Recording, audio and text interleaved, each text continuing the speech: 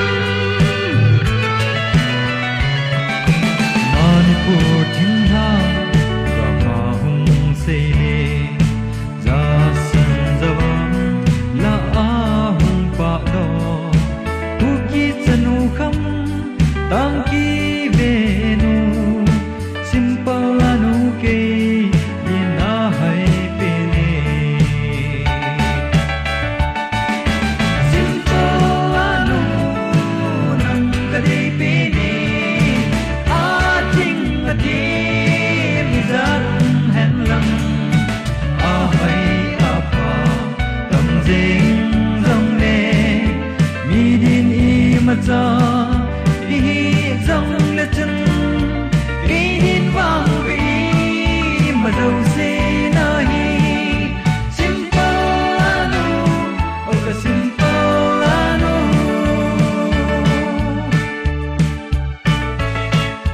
Ghiền Mì Gõ để không bỏ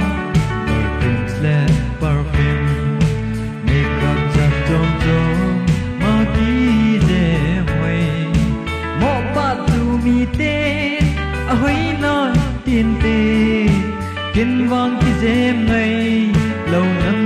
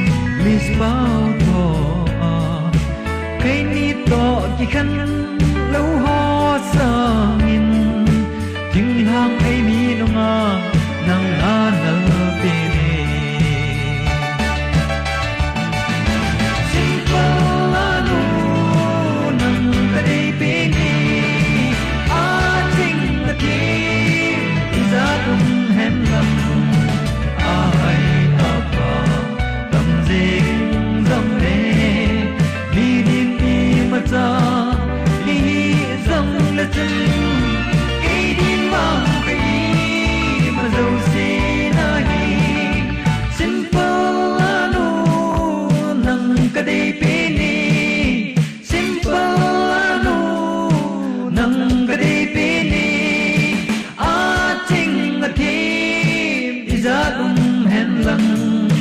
a hay a ha tâm dinh dâng nè đi đi đi mà ta đi dòng lệ chân đi đi vang đi mà đâu xin a hi simple anu oga simple anu simple anu oga simple anu simple anu oga simple anu simple anu oga simple anu.